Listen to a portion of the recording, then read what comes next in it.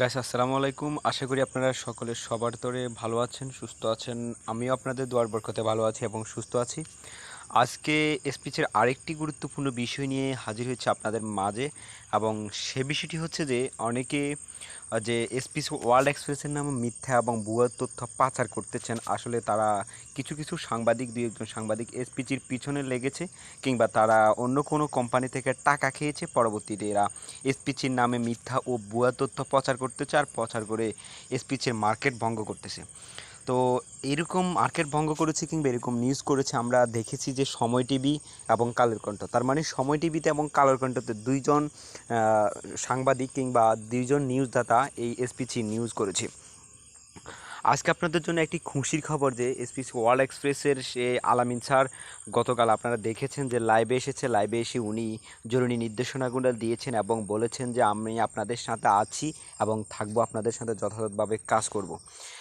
সেই প্রতিশ্রুতি তিনি গতকাল আমাদেরকে দিয়ে দিয়েছেন। তো আজকে আরেকটা খুশির ব্যাপার হচ্ছে আলামিন প্রধান যারা এসপিসির বিরুদ্ধে নিউজ করেছে তাদের বিরুদ্ধে অ্যাকশন নিয়েছেন এবং তাদেরকে বুঝিয়ে দিয়েছেন যে তিনি এখনও কোনো দেশে যাননি, কিংবা যে সময় টিভিতে যে নিউজ এসেছে যে আপনার তিনি রুগী সেজে দেশ থেকে পালাচ্ছেন, সেই নিউজটি তিনি মিথ্যা ও ভুয়া প্রমাণিত করে দিয়েছেন। তিনি লাইভে এসে বলেছেন আমি আল্লাহর রহমতে আপনাদের দোয়ায় সুস্থ আছি, ভালো আছি, আমি কোনো অসুস্থ নয়।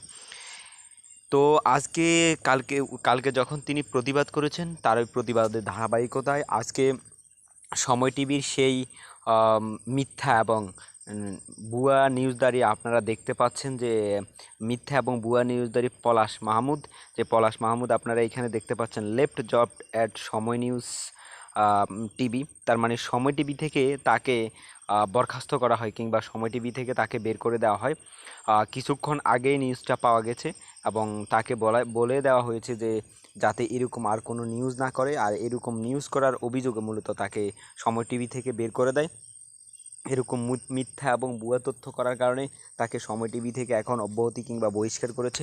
তো অন্যান্য সংবাদদাতা কিংবা অন্যান্য সাংবাদিকদের আমি দৃষ্টি আকর্ষণ করে বলছি, আপনারা এরকম ভুয়া কিংবা মিথ্যা তথ্য এসপিসির নামে দিবেন না, তাহলে আপনাদের নামে বা কিংবা আপনাদের ভবিষ্যৎ খারাপ হবে বলে মতামত করেছেন এসপিসির প্রধান আলামিন স্যার। স্পিচির প্রধান আলামিন স্যার বলেছেন তিনি কাউকে মিথ্যাকে কখনো প্রশ্রয় দেননি কিংবা মিথ্যার সাথে জড়িত না। তিনি সবসময় সততার সাথে বিশ্বস্ততার সাথে কাজ করছেন এবং বিশ্বস্ততাকে প্রাধান্য দিচ্ছেন। সো যারা স্পিচির নামে মিথ্যা কিংবা ভুয়া তথ্য প্রচার করবেন তাদেরকে যথেষ্ট পরিমাণ সাজা দেওয়া হবে। এবং সেরকম একটা মেসেজ যে ম্যানেজমেন্টও বলে দিয়েছেন যে স্পিচ ওয়ার্ল্ড এক্সপ্রেসের নামে যে মিথ্যা তথ্য প্রচার করেছে তাদের কি পরিণতি হয়েছে সে ব্যাপারে ম্যানেজমেন্টের একটা মেসেজ আমি আপনাদেরকে হুবহু তুলে ধরতেছি, শুনুন। আপনারা একটা জিনিস জেনে খুশি হবেন যে আমাদের বিরুদ্ধে সময় টিভির যে সাংবাদিক সবসময় নিউজ করত, অপপ্রচার করত, ভুল নিউজ দিত, মিথ্যা নিউজ দিত, ওকে আজকে সময় টিভি থেকে বের করে দিছে।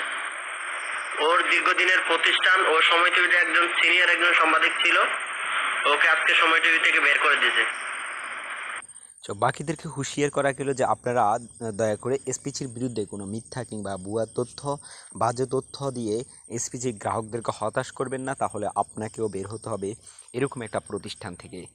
ধন্যবাদ। ভিডিওটি ভালো লেগে থাকলে অবশ্যই একটা লাইক কিংবা কমেন্টস করতে ভুলে যাবেন না।